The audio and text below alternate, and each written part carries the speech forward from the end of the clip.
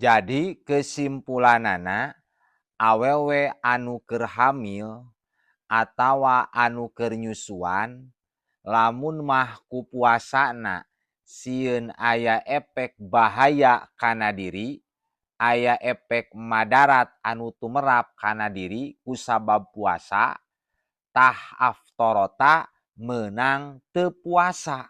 Ngan engke sabada beres Ramadan wajib qada teu kudu pidyah.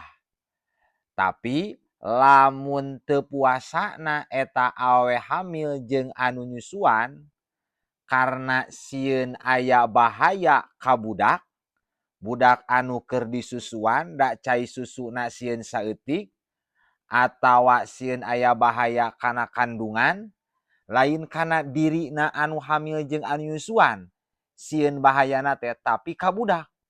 Eta ge sami aftorota meunang berbuka, meunang teu puasa, ngan wajaba alaihima al-qada'u wal kafaratu. Wajib pikeun eta awewe anu hamil, awewe anu nyusuan, sabada beres Ramadan kudu diqodoan oge kudu kiparat. Kiparatna alias pidyahna 1 harina 1 mud sekitar 6 ons.